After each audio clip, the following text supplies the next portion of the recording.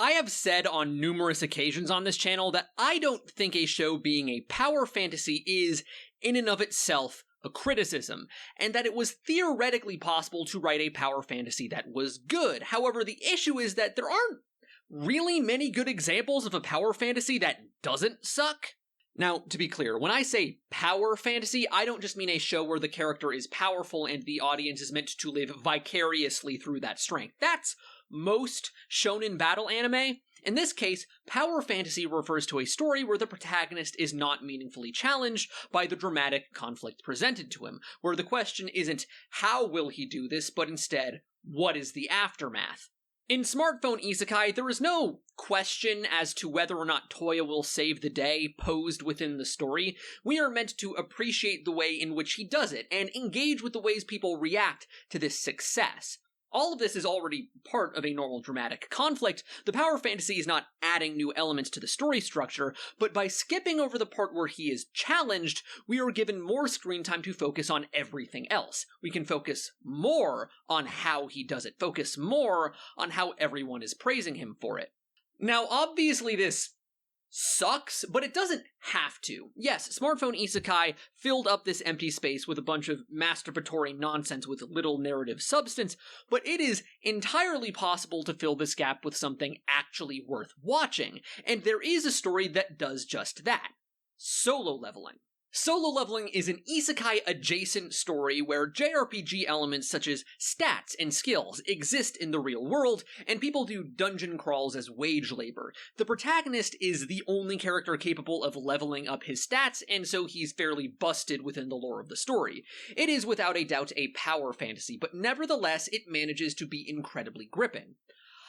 A lot of this is just by temporarily suspending the power fantasy, like, at least 70% of Solo Leveling consists of battles and challenges meant to actually threaten the protagonist, so a lot of the story's success has less to do with it being a good power fantasy and more to do with it being a good action story with traditional dramatic storytelling, but the moments where it does go full power fantasy are nevertheless just as fantastic, and there are two specific ones I want to talk about in this video.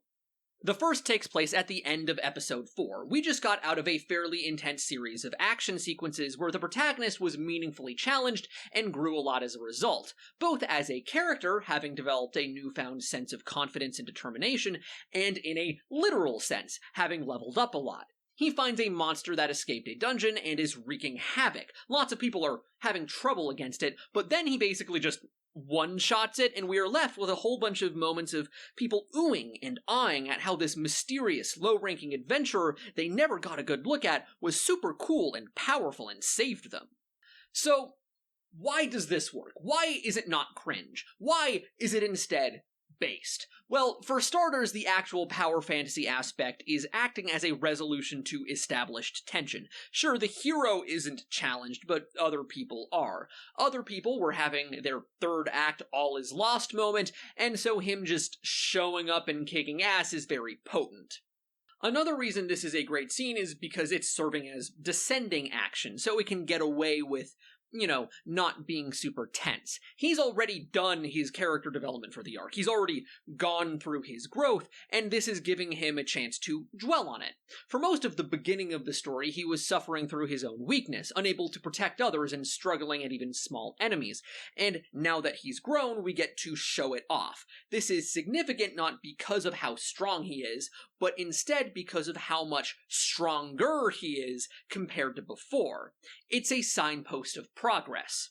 Here we see the biggest problem with power fantasies and other stories. These things don't work on their own. They need scaffolding around them to give them meaning. It's fine to excise the challenge and drama as long as that stuff exists elsewhere in your story. It's fine to not challenge your hero at one point as long as tension still exists in other forms within the narrative. And importantly, that power fantasy needs to connect to it.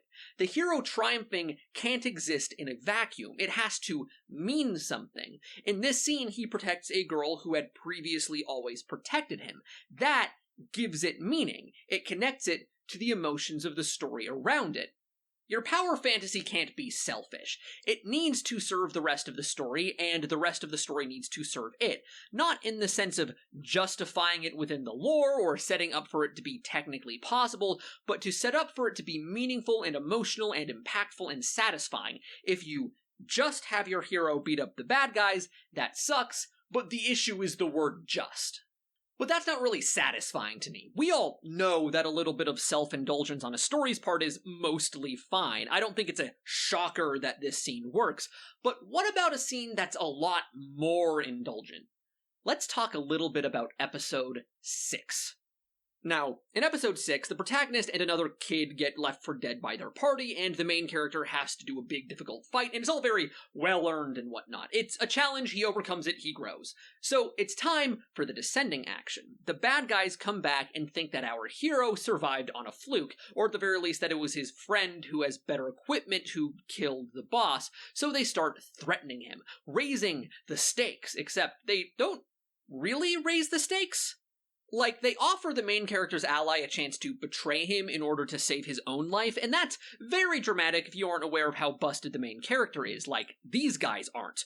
He can, and eventually does, get out of this situation with very little effort. These guys are basically just mooks at this point. Everything is a foregone conclusion, so why is this the most gripping scene in the story up until this point? Well, there's a few reasons. First of all, while it's hard to put into words, there's always been a part of storytelling akin to a quantum superposition. Stick with me here. So, we're all aware of the reality of the situation and how it looks from the hero's perspective, but at the same time, we're processing how we would be interpreting the scene if we only knew it from this guy's perspective, or only from this guy's perspective.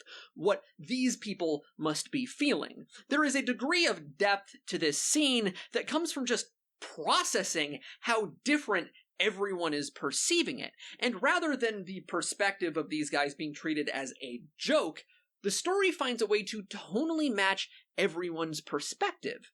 The villain's maniacal scheming and sadistically, the sidekick's desperation, fear, and determination, and the hero's somber rage all fit together under a single musical score, with the dramatic cinematography fitting all three perspectives and invalidating none of them.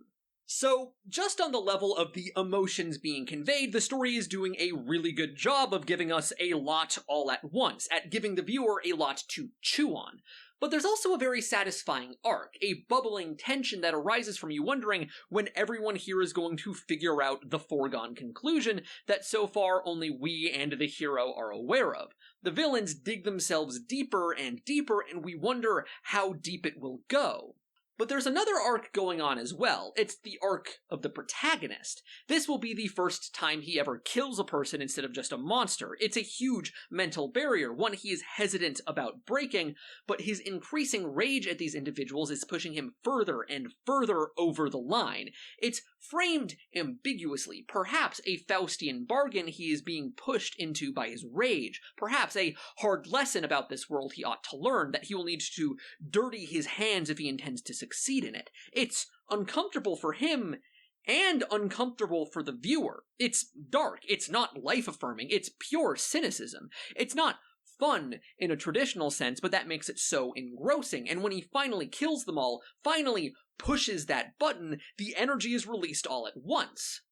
I describe the archetypal power fantasy as leaving out the part where the hero is challenged so that something else can fill that space, and this is what's filling it. The drama of what winning will mean to the hero. It is an internal drama more intense than any of the fight scenes, and given this show, that is saying a lot. And this really wouldn't be the same if it was a real challenge. That this would be so easy for him, but he hesitates anyway, that he lets himself get beat up for a bit. It lends this incredible insight into how life-changing this decision is for him. It gives the killing of them a macabre atmosphere that really isn't possible if this was a shonen battle scene with, like, stratagems and close calls. That's really not even getting into everything. There is weird stuff going on with the story's questing system, which would take way too long to explain, and it adds further emotional layers. The whole scene is brilliantly constructed, but is, on an elemental level, A scene we constantly mock bad isekais for, and this story, without changing the core components, turned it into a masterpiece. Let this be a lesson to any writers in the audience. It is likely you enjoy something that a lot of people call trash, some mass appeal genre consisting of overwrought cliches and formulaic story beats, which is socially tied up with the idea of low quality production line schlop. But that production line quality often comes from the fact that it is mass appeal and therefore everyone with minimal integrity jumps on it.